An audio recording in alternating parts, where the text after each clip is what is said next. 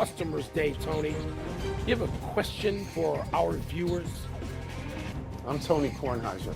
Aren't you sick of us yet? All Guess these not. years we're so old. Aren't you sick of us? Guess not. I'm sick of us. You know, You know? maybe a few of them want to watch people who actually watch games and not the clips. Yeah. Not, even the clip generation, they got to learn something. Welcome to PTI, boys and girls. In today's episode, the NBA does not suspend LaMelo Ball. The Live Tour says it's going full throttle. And hockey analyst TJ Oshie joins us for 5 good minutes. But we begin today with last night's NBA play-in games. Golden State beat the Los Angeles Clippers by making up a 13-point deficit in the fourth quarter on the road. The Warriors will now play Phoenix for the 8th seed. And Philadelphia beat Orlando convincingly, 109-97, and beat Orlando without Joel Embiid, who recently had an appendectomy. Steph Curry had 35 points for the Warriors. Tyrese Maxey had 31 for the Sixers, who are now the 7th seed and will play the Celtics on Sunday. Wilbon, which win was more improbable?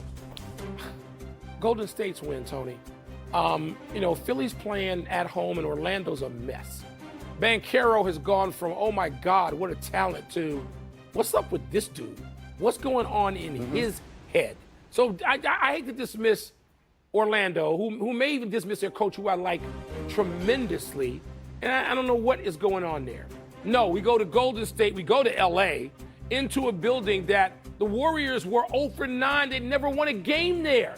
And they're supposed to be on a minutes limit, which made you and me laugh yesterday. And so and they're down and they need something. And Steph is playing okay, but not great. And Al Horford's out there, and he's at like minus 20.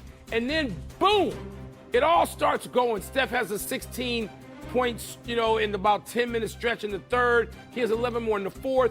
Draymond blankets Kawhi Leonard in a way that made Draymond look like a combination of Dennis Rodman and Bill Russell.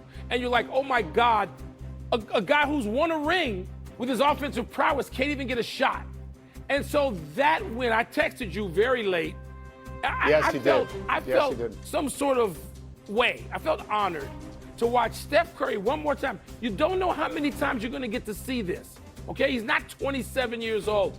To watch Steph Curry and Draymond Green and then old man Al Horford do that, my God, it was cool.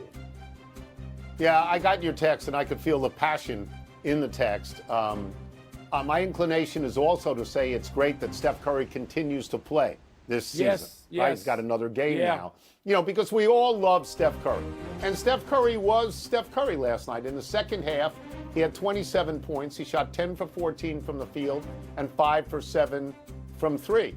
And I'm not immune to that. I'm not immune to Steve Kerr looking at the audience and saying, all you guys have said, we should shut Steph Curry down. This is who he is, and this is what he does. I'm not immune to that. I'm not immune to Draymond Green holding Kawhi Leonard to 2 points in the fourth quarter in his home gym. That's a wow. I mean, just knocking him out of the whole thing. Wow. Yeah. But, and here's my but, just as Steph Curry, I'm going to go for a while, just as Steph Curry is the most important and most valuable player on the Golden State Warriors, Joel Embiid is the most important and most valuable player on Philadelphia. And Curry played last night, and Embiid did not play last night. And Philadelphia still won. And I am impressed with the improbability of that. That's Tyrese fair. Maxey That's notwithstanding. fair. Yeah. And because as opposed to a great veteran organization reaching back into their archives and pulling out a win. The Sixers had to learn how to play without Embiid because he missed 44 games this year. They were 21-23 without him. It's not terrible, but they had to step up last night. And as you said, a guy who didn't step up at all was Paolo Banchero. He did not. He was 7 for 22 from the field and 0 for 5 from 3 with 6 turnovers. He melted. He's become an issue. He really has. We get to see Golden State again. I am thrilled about that. Warriors and Phoenix Friday night. Let's move to the NBA's curious ruling on LaMelo Ball's Tuesday night takedown of Bam Adebayo. Ball was not whistled for the swipe at the time that sent Adebayo to the locker room. But subsequently, the NBA reviewed the play and has now assessed Ball a flagrant 2, and for his actions, fined him $35,000, but did not suspend him from Friday night's elimination game at Orlando. Tony, should Ball have been suspended?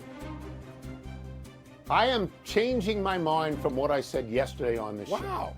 Yesterday on this show, I said that I didn't think you could put a penalty on someone in game B for what they did in game A. I thought that felt a little bit vindictive. I do not feel that anymore. And I think I am persuaded by the footage that I saw yesterday indicating that he did this to the same guy before, to Bam Adebayo. So to me, I assume intent now in that situation. They gave him a flagrant 2, which in the moment of a game would carry an ejection from the game. That didn't happen in that game. It can happen in this game, and I am persuaded it should for this reason. Bam Adebayo is the best player on Miami. Absolutely. He's lost early in the second quarter, and you cannot convince me that that didn't have play in the final score of that game. Doubt. So I would change my mind now, and even though it would cost Charlotte the playoffs, which I think they deserve at 29-10 and 39, I would sit LaMelo Ball. Don't talk to me about fines. Don't talk to me about $35,000 for that or $20,000 for $25,000 for cursing on the air. $60,000 is a lot of money for most people in the world, unless you make $38 million in a year, and then it's meaningless. So don't talk to me about it. Yeah, I said yesterday I thought he deserved a suspension because the flagrant 2 carries a suspension, plain and simple, carries an ejection. Let me say it that way. Yeah. So he should have been ejected from that game. I understand why he wasn't in the flow of a game and why the officials wouldn't call it that way immediately. I get that.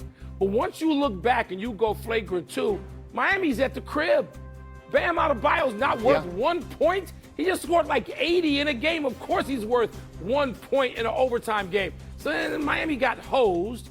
And I'm sort of charmed by Charlotte too, Tony. I am. I like looking in on them now and saying, well, what's up?